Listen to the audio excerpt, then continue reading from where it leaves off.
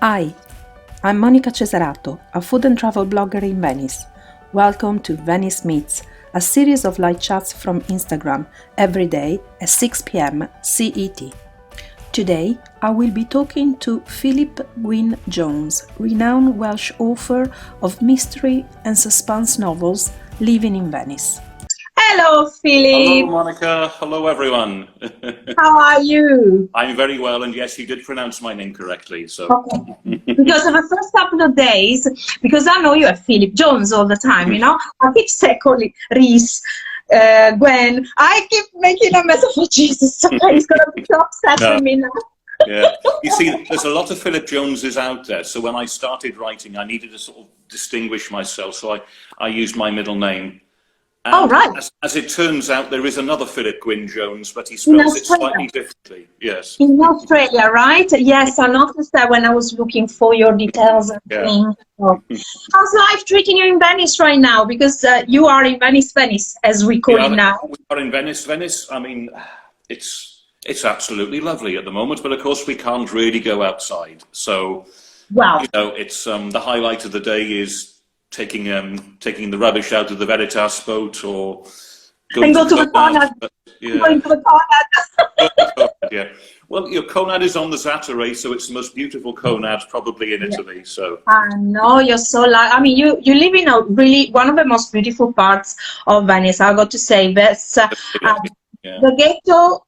Burano are my favorite, but that part, the particular part there at the back of San Basilio and that walking is one of my favorite spots because there are tourists, but there aren't that many tourists. Yeah, it's manageable, and of course at the moment there are no tourists. So I know, and you got no cruise ships as well. No. Oh wow! So how did it all start? How did you and your wife end up in Italy? Because you're from Wales, right? That's right. It's a bit of a long story, but we got plenty of time. You got literally 55 minutes. There we go. I hope the battery will last to my phone. We'll hope for the best. What happened? I was working in Edinburgh, and I'd been in Edinburgh for a long time. That's where I met Caroline, and that's where we got married. And we thought Edinburgh is probably where we're going to settle down. And we thought we'd be very sensible, and we'd get good, proper jobs with a proper pension. And we started working for the Bank of Scotland during La Crisi, during the economic crisis of 2008. It was the end of the 80s, 90s, yes? Not a good time to be working there. And people were losing their jobs constantly. And we thought, what are we going to do? You know, we were both in middle-aged, working in IT for a bank. It's not a great time to be out of work. So I spent days and days and days on spreadsheets, and I looked at what debts we had, and I looked at what assets we had, which weren't many, but we had an apartment. And I thought, what if we sold everything and we did something differently?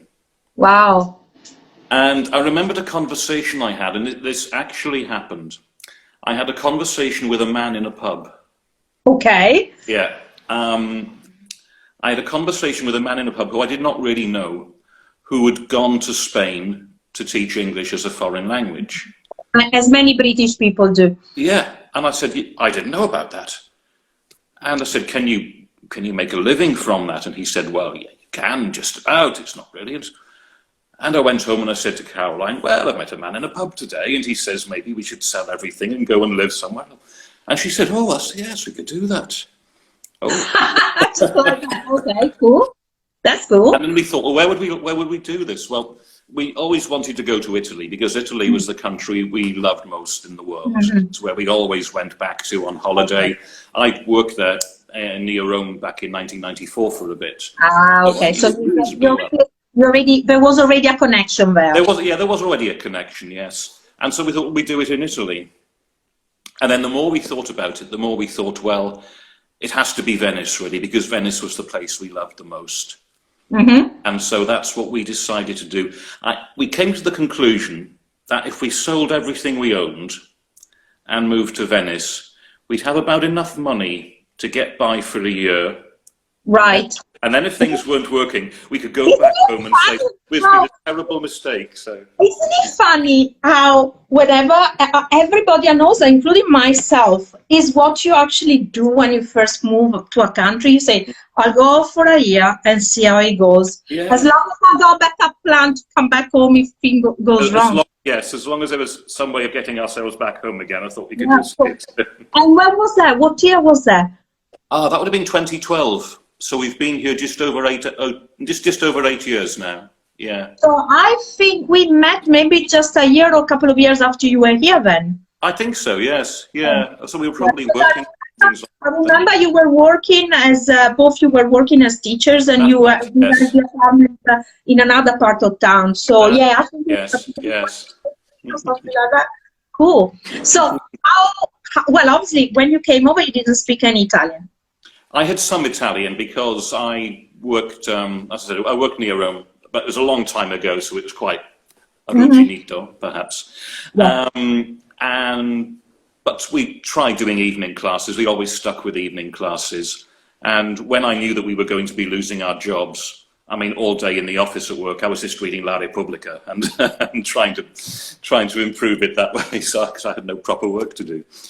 So we had enough, but I mean, how much do you need? Okay, yes, it's one thing to go into a bar or a restaurant or even to read a newspaper. When you want to get your carta d'identità, you know, when you want to pay your taxes, then you need more, obviously. So we did 3 months intensive Italian at the Istituto Venezia, which is in Campo Santa Margherita.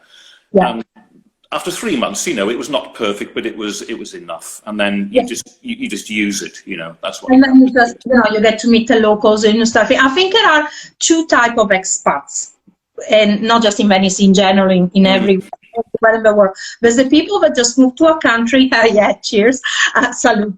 There's people that move to a country just because they want to live there, but they don't really want to mix with the culture. They just want a location, and they don't even bother learning the language. And then you have the people that instead move to a location because they want to live with the location, with the people, with the culture, and learning the language is a fundamental. You might never be perfect, but at least you get the jokes, you get the idea, and you can communicate. I think it's like living in black and white, perhaps. Yes. Yeah. I mean, why did we come to Italy? Because we loved it so much. Why did we love it so much? Well, because of the history, because of the culture, because of the music and the art and the architecture, or the cinema, or the literature. Yeah, well, for a writer, I think you just froze up. Yeah, okay. Yeah. I think for a writer, Venice probably is one of the most inspiring cities in the world. It just is flowing. Monica, I'm going to have to go and take this into another room now because my battery is already running very low. You need so I to need to keep it plugged while we talk, okay? There we go. While you're moving, before the comment disappears, they are asking me if you found a new liking for femme fatales in your novels because your last 2 books have got wicked ladies as villains. Or did it treat you very badly? I hadn't thought about that. One second. Wait. Careful, I think, because first 2 books were men. Wait a second. Let's stop where you are and then talk because you're going around. Okay. Yes, now you're back in. I was going to say the villains in my first 2 books were men, so I hope I was just trying to be gender equal, but the next one will be an animal. Because, you know, just to make it fair on everybody. Some crazy lion or something. I wonder why, though. I mean, actually, thinking back to book 3 and book 4, I think it was necessary in both cases that both those characters had to be women. Otherwise, they'd have been very male-centric books. There wouldn't really have been a decent female character in there apart from Federica, Nathan's partner. So I think it was important to have another strong female character there. Yes. Okay. So how did the Nathan Sutherland series started? How did you get inspired to write a book and to set in Venice above all? Right. How did it start? Well, it goes back to when we moved here. and I had a blog about moving to Venice. Mhm. And the only reason I kept that going was because I thought it would be interesting for people back in the UK as a way of keeping in touch with them, to let them know how we were. And Mhm. after about 18 months, I had about 40 readers. Okay, yeah. Hold on. Very bad connection. Hold on. You got bad connection here. Oi, oi, oi. You freezing. You totally froze. We can't hear you. Maybe. Oops. Ay, ay, ay. Sorry, Philip. We can't hear you. See how You're totally gone. we get on with that. Okay. Yeah, unfortunately, is the curse of Venetian buildings.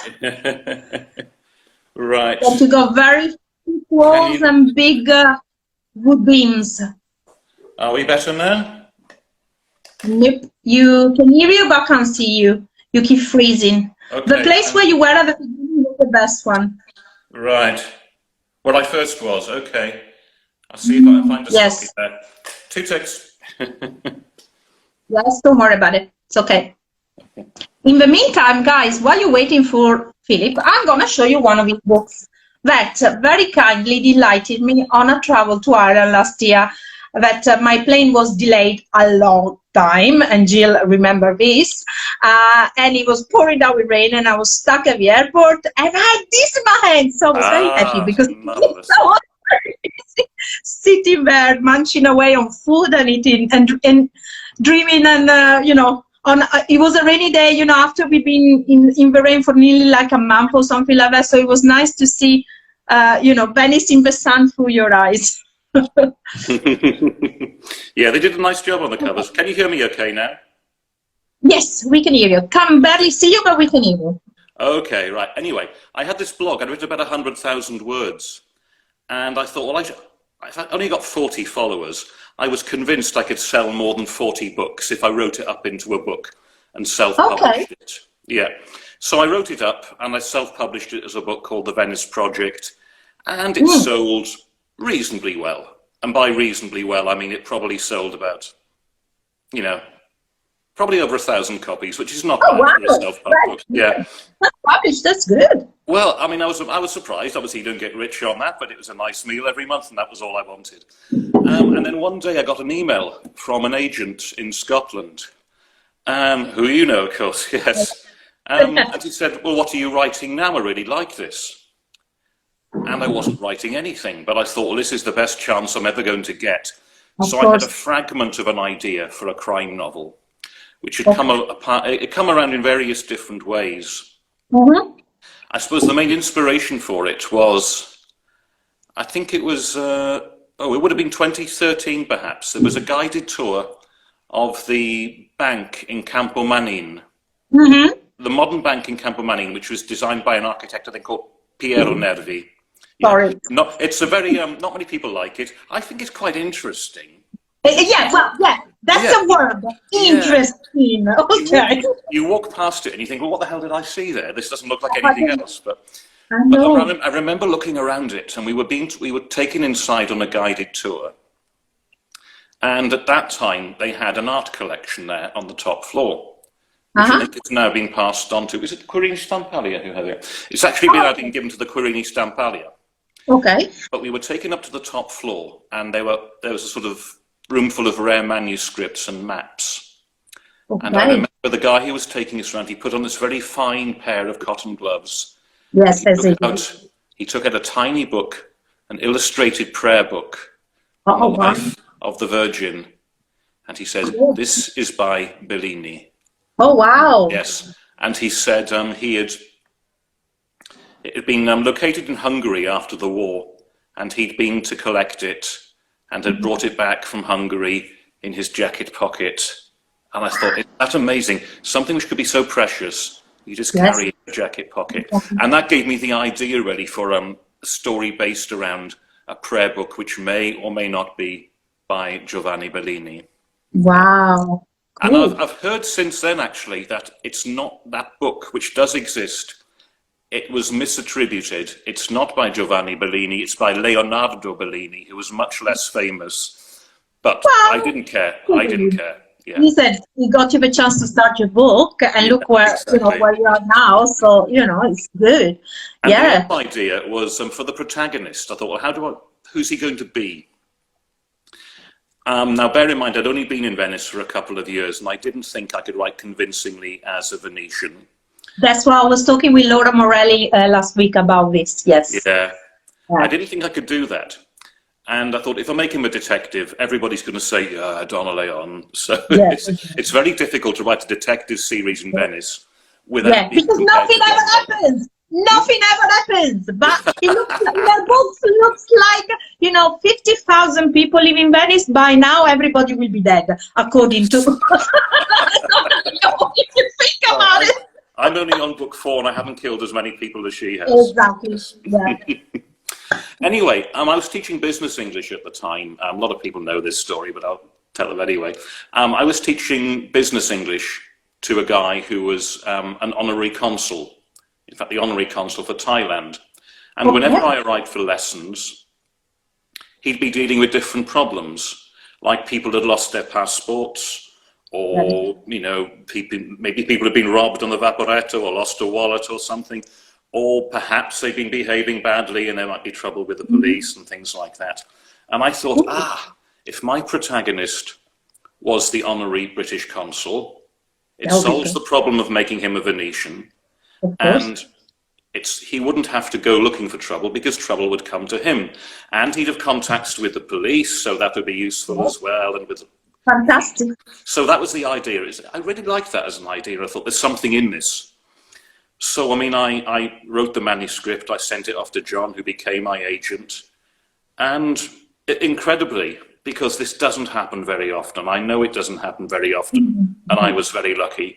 12 months later, we had a contract. Wow. That's amazing. It's not supposed to happen like that, but... Well, it happens if it is a talent. It happens if it's meant to be. It doesn't happen if a talent is not there, simple as that. I've got to say one thing. I was telling Laura the other day when we were talking, because she's done the gondola. The gondola. Oh, is it the gondola maker?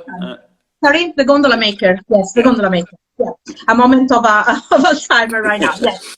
And I was telling her how hard it was for her to write a book set in Venice, considering that she doesn't live in Venice, and to have set it as well in a period. In the past and so on. I said she did a great job because she didn't fall into the usual thing that I see when people write about books set in Italy, but they set it using an Italian protagonist, but using the culture where they're coming from on that person. Okay, and I personally, being both that I can read both in Italian and English, and I lived both in England and in Italy, I feel a bit both. I find it hard sometimes to read that kind of books where it's supposed to be an Italian person and the person is doing things that an Italian person would not do. Even will ever do. What I like about your book that you have your English person being English, but but at the same time showing a very great respect for the Italians, because it could have happened that you could have easily gone into a bit of a Italians do it that way, and you didn't do that. You actually, I like it because you can see that the guy is totally integrated in the society. Thank you. And I like that, and it made it more real. Thank you. That was important because I know what you mean, and the temptation is there. If you're writing a foreign-based series, fiction or non-fiction, the temptation is to go, aren't the foreigners all funny? It's pizza in the evening, gelato in the afternoon, and a little sleep after lunch. And I don't want to do that. I do go on about bureaucracy a bit, especially in the first book. Okay, that's not stereotype. That's true. Yeah. But there's a bit in the first book where a character says to him, "Look, you live in this country, and we've had Tangentopoli and decades and decades and decades of corruption and bad government. do you like it here? And Nathan says, well, actually, yes, I do. I know there's problems, but I love it here, yes. So my great fear was, especially when the first two were translated into Italian, was that people would think I wasn't showing the city or Italy any respect, because, I mean, I would have felt very bad about that. No, you haven't. You haven't. But as I say, as a reader, I kept reading and waiting for the mistake. You know, as you do. I was just waiting. I mean, a few people have pointed it's gonna happen. It's gonna happen. But he's gonna say something. I'm afraid the worst one I've made is not to do with Italy. It was getting the year of a Pink Floyd concert wrong. Ah, okay. No, but I mean, I don't make mistakes in the writing stuff. I mean, in the attitude, you know, as an Italian would have and I couldn't find any. So well done. And I'm very, you know, sometimes I have people sending me the books. They say, "Oh, Monica, can you read my book and just do a review?" And I read them, and just generally, if I go by the first chapter and I find it hard to read. You don't get any further. I usually put it down and he never sees me again. Yeah. So that one, I think I nearly finished it on the plane. So just to show you. So that was quite good. Listen, Jill is asking me another thing before she sent me a message. Jill Kirby, but she will be on next week. She was asking me, can you talk about Calle degli Assassini? And have you ever been to the cafe there, to the Brazilian? And do you actually know the guy that lives on the apartment at the top? Oh, yes. I do know the Calle degli Assassini. It used to be fairly close to where we lived. And when we moved, we spent 2 years living just off Campo Santo Stefano when we moved here. So it's very close. It's off Calle della Mandola, yeah? Yes, that's right. Yeah, so it's very close, really. And we would go to the Brazilian cafe. It's called the Cafe Brasilia in real life. Yes, I know which one it is. I used to go with Marisa all the time there. I called it the Magical Brazilians. It's changed hands a few times, or it's changed management a few times since I started writing. But it certainly used to do really, really good Negronis. So I thought, oh, this is a good place. And of course, when you see a place and it's called the Street of the Assassins, you know, of course you've got to set a book there. It's an obligation, I thought. And we have a bookshop, and one of the oldest bookshops too. That's right. There's the bookshop there, which might be appearing in a future novel. And so I thought, well, this is where Nathan's going to live. He's going to live on the Street of the Assassins and go downstairs to the Magical Brazilians. The guy who actually does live there, I have to say I've never met him. Okay. But there was one night with friends. We were walking home, and the downstairs door was open, and it was lit up inside. And I said, "Yes, you know what I'm going to say." And I said, "Look, can you just take a quick picture of me in the doorway?" And I think I had a long black coat on and black gloves and a black hat. And your hat? Yeah. Oh my God. And I was in silhouette and I looked like a character out of a 1970s giallo. Yeah. So I took a very quick photograph and then, yes. But I'm afraid I don't know who lives there. Yeah, I don't know if people go and photograph the door or anything like that. Oh gosh. I have seen people sending me photographs of the door, yeah. So. Oh, seriously, that's so cool. Wow. So, your new ones has just come out? Venetian Gothic, yes. Yes, talk about that one, because I haven't got it yet, so... Right, okay, I'll just grab a copy, show you the cover.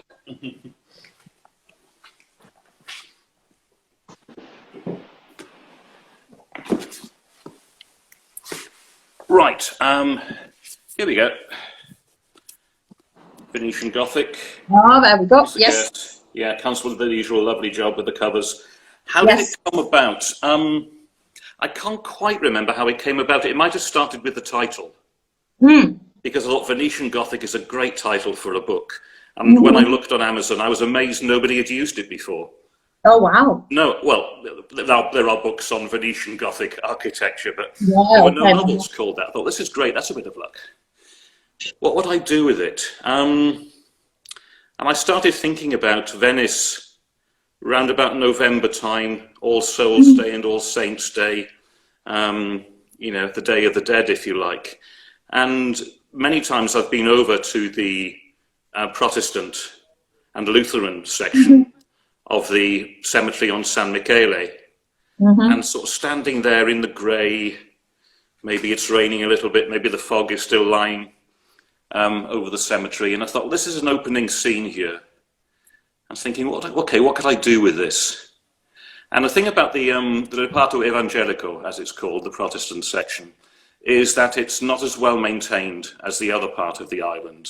Oh, okay. Maybe because there aren't so many people. Because there aren't so many, and of course, so many people, you know, have died or moved, and so there are fewer and fewer relatives of the people who were buried there to keep the place maintained. So it's not as well maintained, and a lot of the gravestones. It looks like a British cemetery van. It very much does, yeah. Well, nearly all the names you will see are either British names, and there's some Germans there as well for the Lutheran. Okay. Yeah. But you'll see that a number of the gravestones have been moved and have been laid flat for safety reasons, you know, so they don't collapse at the wrong time and hurt somebody. And I thought, oh, this is somebody's job to do this. What if, when they were making safe some of the graves, a coffin was unearthed? And if that coffin was empty, wow, coffin was empty, where would we go after that? And so that was the basic idea. And I can see a number of people who are on the call know that I very, very much like old horror films. Quite often I very much like old Italian horror films. And so this was my attempt maybe at doing the Gothic novel about the dysfunctional family. That's a bit more noir, let's say. A little bit more noir. A little bit more noir, yes, I think so. I think it's a bit darker than the previous three. And that gave me a problem because people who read the previous three and liked them, yes, they don't want it to change too much. But then last year when I was publicising Venetian Masquerade, I was speaking to a professor of creative writing at Swansea University, and he said to me, well, no, the book can be darker, but Nathan has basically got to be the same, because that's what people are buying into. Okay, right, that's fine, that I can work with. So that's the idea behind Venetian Gothic, yes. Then talking about Nathan and also the characters and stuff, that's one thing, for example, that I don't like of a certain, when people write certain series, when the character, 20 books, the character stays the same. He doesn't age, the family doesn't age. You know. Are you gonna alter that, or are you gonna do like what Agatha Christie at the end did? Because with Poirot, slowly, as he went along, he got old, older, and eventually he wasn't there anymore. So. Well, I think with Poirot, what she actually did, she wrote Curtin, the last Poirot novel, in the 30s, and it wasn't released possibly until after she was dead. I don't know about the best of the I'm sure, but I think that's what happened. And of course, we keep going back to Donna Leon. Well, Donna's been writing since 1992, I think, and her kids were teenagers then and have just gone to university. So, yeah, this is difficult. I mean, I'm in my 50s now. I like to think I might be doing this for a while to come. Would everybody want to read a series about Nathan when he's in his 70s or something? I don't know, or his 60s. Oh, but not necessarily in his 70s, but, you know, you can do it a bit, I think. I mean, he has, I'm working on book 5 now, and I think he has moved on a bit, because at the beginning of book 1, his life has kind of fallen apart a bit. And then by the time we see him in book 4, he's kind of settled down again. And the same with his friend Dario. I mean, he's moved on, you know, he and his wife, they've had a daughter, and he's moved back to Venice and things like that. So, yeah, they'll have to grow older. I don't necessarily go year by year by year, that every year they'll be a year older, because of course there might be, I mean, book 5, for example, will be set not that long after the events of book 4. So it doesn't necessarily mean that every year is 1 year older, but they do have to move on a bit, yeah. Yeah, that's what I'm saying, because otherwise, I don't know, me personally as a reader, when obviously people are all different, so I suppose, you know, but, you know, that's what I feel. Hold on, let me see, because I forgot to go up and then see if there were other, hold on, we got other questionnaires. So I didn't notice, it's just popped up. They're telling me the Venetian Gothic is the best yet. Thank you. The publisher thought so as well, which is brilliant. Yeah. Okay, let me tell me, can Philip see himself bring Venice dark days of the past year into future novels? Last November, terrible floods, the pandemic. That's actually what I was going to ask you next. It's a great question, actually. It's a really good question. If we think back over the last 12 months, well, what have we had? There was the cruise ship incident, which the cruise ship crashed, which crashed, right in front of our house. It really did bring it home quite a bit. Yeah. I mean, if you picked it, you couldn't have been the best. It was amazing. Oh God. Then, of course, there was the Aqua Grande, and now, of course, we've got the virus. I think I might certainly make reference to them. You've got to be very careful that you're not just doing Venetian disaster of the week. Of course, yes. So, for example, I can certainly see a novel being built around a visitor on a cruise ship. Would I use that exact incident? I don't know. I might make reference to it. Yes, exactly. The Aqua Grande, because it was such a cataclysmic event, because that was such a cataclysmic event, again, it'd be very hard not to mention it. And a number of people have said, well, would you write a virus book? There are so many problems with that. One is that every writer is thinking, maybe I should write a virus book. And secondly, you're trying to sort of second guess the market. If I started writing it now, it wouldn't be coming out until 2022. Yeah. In 2022, nobody is going to want to read about this bloody virus. We're not going to want to read about it. Of course. No, that's a question I wanted to ask you. Somebody, Roberto Fabiani, is asking me, why did you have Dario return to Venice? Okay, 2 reasons. The very simple one is, I didn't always want to have to make an excuse for Nathan to go out to Mestre to meet Dario for drinks. Of course. And secondly, in book 3, there's a bit where Dario is getting in a bit of a state about how many people are leaving Venice. And I thought, well, there's a solution. Okay, you'll move back to Venice, Dario, and up the population by 3 people. Yeah. And I disliked the idea of having because there's a very dysfunctional family at the heart of Venetian Gothic. If I could have Dario there with his lovely, stable family in the city as well, it was kind of contrasting the two. Yeah. Of course, now I'm thinking of ways to get Nathan out to Mestre again, because actually, poor little Mestre, it's quite useful for setting some scenes there, because things could happen. You could imagine things happening in Mestre, which you wouldn't imagine happening in Venice. Yeah, definitely. So, definitely. The prime is much higher in there. Yeah. So it's partly necessity about not having him going out to Mestre all the time. Okay. So how do you get all the insight about what the police actually really does in it?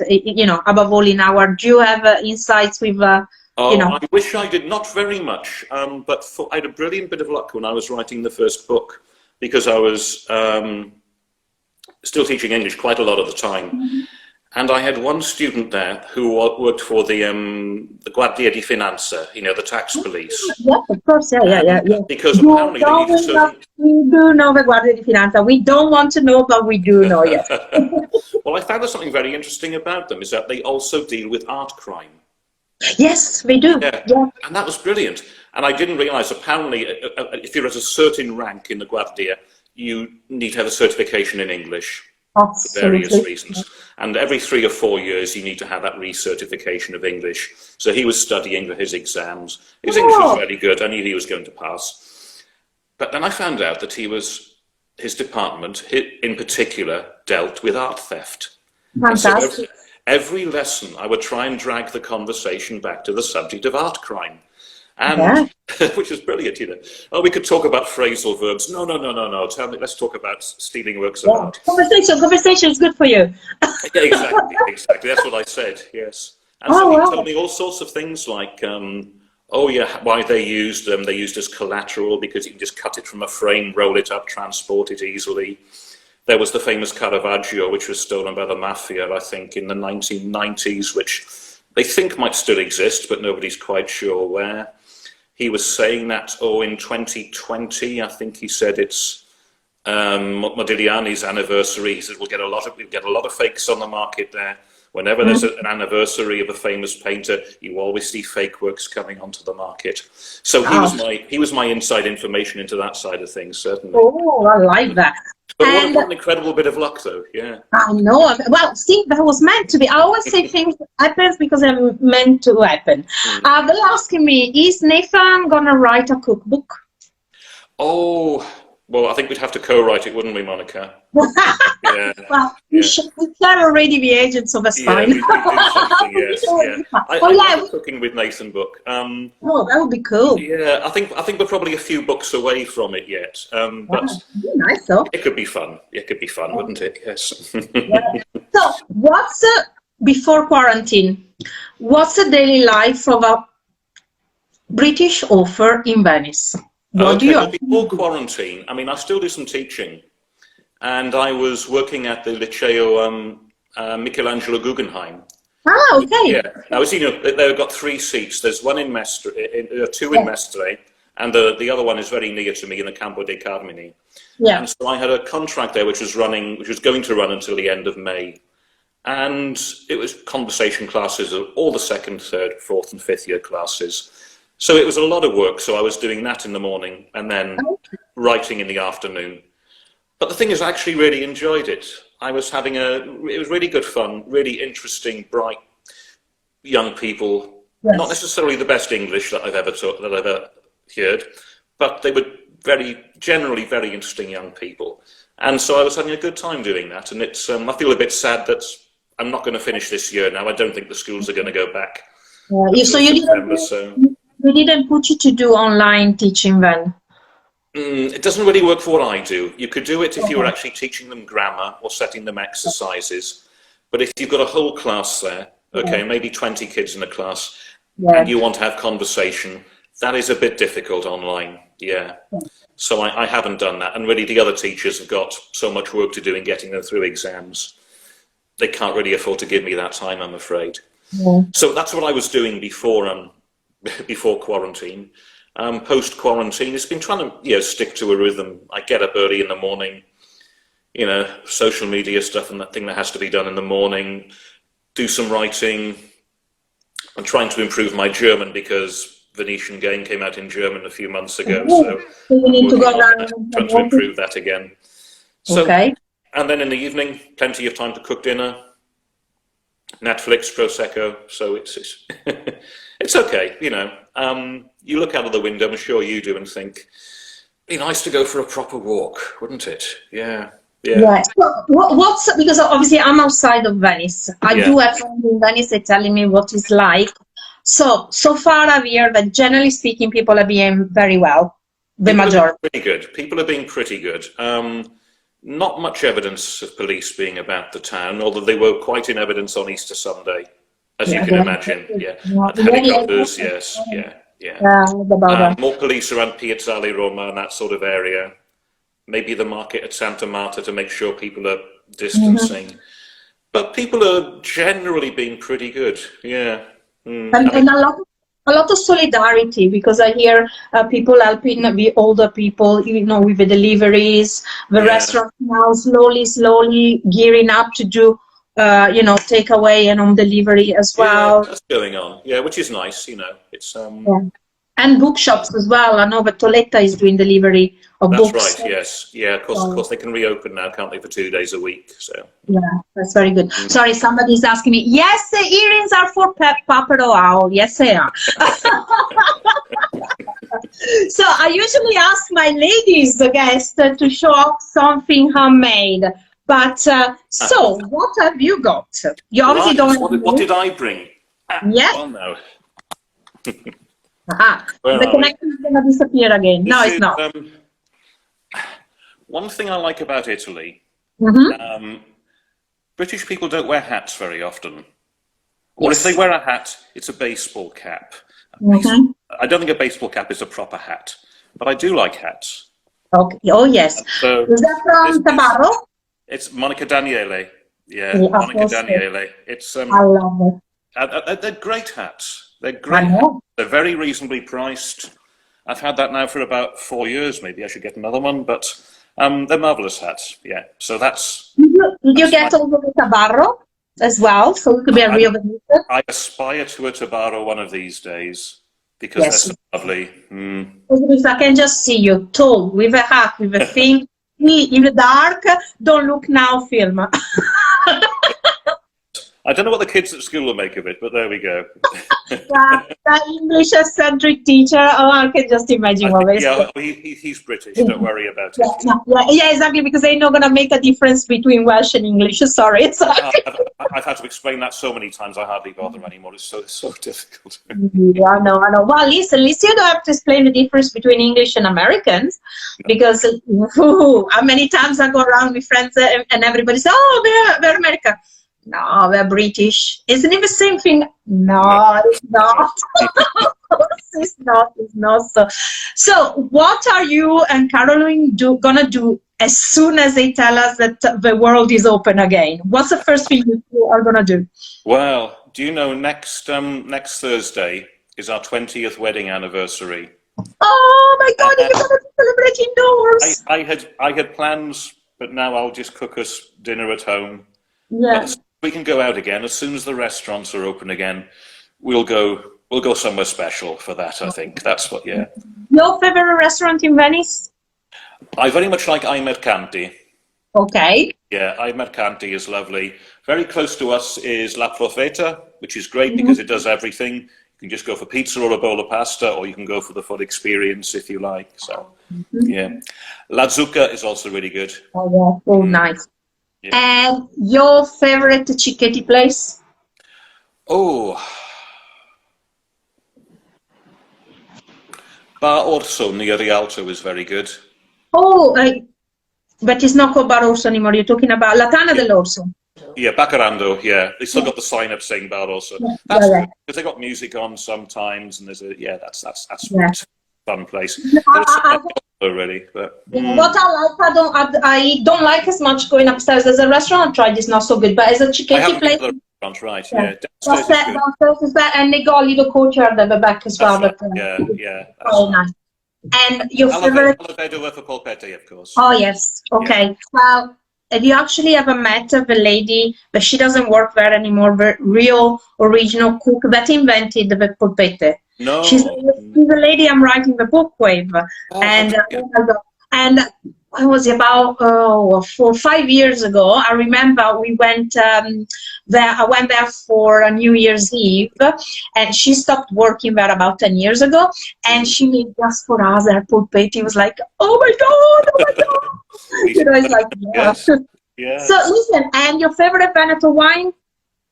Oh. It will be whatever comes from Danilo, the wine shop in Calilunga. Okay, Calilunga, you're talking about which one? That one? In Dossaduro. Calilunga going to San Barnaba, yeah. Oh, okay, yeah, that one. Yeah, okay, I was thinking, okay. Yeah, because you kept all the... Yes, yeah. Okay, good. So, what can I say? It's been a great pleasure, yes. If you need to say something else, I don't know. I've got a question for you, actually. You live in Spinea, don't you? Yes. Sorry? You live in Spinea, is that right? No, I used to when I was a kid. I'm in Oriago, I'm on the Riviera del Brenta. I'm along the Palladian Villas, but I do come far away because I'm not. And I'm in the middle of nowhere. Did you go to school in Spinea? Yes, I grew up there. Yeah, which school did you go to? So, what do you mean? As in primary or secondary? Did you go to Scuola Media there? Yes, Ungaretti. Good. I taught at Ungaretti for 5 years. Oh, really? Yes. Well, we're the same age, so definitely. No, when I heard you were from Spinea, because I spent 5 very happy years there. Which area did you live? Sorry? You actually lived in Spinea? No, I didn't live there. No, I taught there at Ungaretti. And I was the madrelingua lettore there. Yeah, okay. For 5 years, and I taught every kid in that school. Thinking, but when I used to go there, they didn't even have mother tongue teachers. And the main language I was taught was French. Not English. Then as the years came along, French kind of put aside, and then English and Spanish came along, yes. the one, English and Spanish, yes. Yeah. Also, I've got good memories of Ospinea, yes. Yeah, yeah, it's okay. Let's say it is a bit of a dormitory city in a way, because it's a place where, you know, a lot of people go to work and you live there in the evening. I got to say it was much better when I used to live there in, you know, as a kid in the 70s, 80s. Now there used to be a lot of shops, a lot of bars. You know, in the evening, you used to do, in the summer, you used to do la passeggiata, you know, over stroll along the long Via Roma. Now they tell me, I mean, my parents still live there, and they said to me, it's not so safe anymore. But, you know, well, now nobody goes out, so you know. Yeah. Okay, listen, Baba was asking me when book number 5 is coming out. Book number 5 will be, well, hopefully when things are back to normal, it will be April next year. Okay, good. So we very much about it at the moment. We're talking about cover designs and things with my publisher at the moment. And I hope within the next month or two, we'll probably have a listing and on Amazon or somewhere like that, and I can start showing people the details of covers and that. So, well, you do know if you need a book launch, you know, I do organize. Yeah, well, yes, my goodness me, but I mean, this year has been rather disappointing. Of course, there's been nothing like that at all. So, no, it would be really nice to organize something. You know, I can't remember. Did you come to the one of Joanne's? Joanne's, yes, was it 2 or 3 years ago now? Wasn't it 2 years ago, perhaps? Yes. 2 years ago. Did you come? I can't remember. I did, yes, yeah, I remember that very well. That was quite some do, yes, yeah. Yes.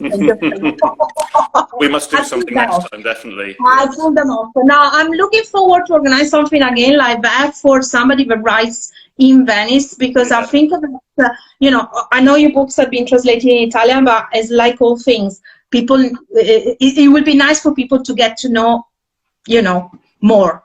I think it's nice to combine. Yeah, that would be good, wouldn't it? Mm. Yeah. Well, it was. Sai just told me from France. She just read all 4 books in the quarantine. Marvelous. Something good came out of it then. That's great. Right, Philip. Thank you so much. Say hi to your wife as well, and I hope next time we go for a drink, because I'm. That'd be lovely when the madness is over. Yeah. Okay. Oh my God. It's been lovely. It's been a really great interview. Thanks for everybody who dialed in. It's been great. Bye bye. Thank you so much. Ciao, ciao, ciao, ciao.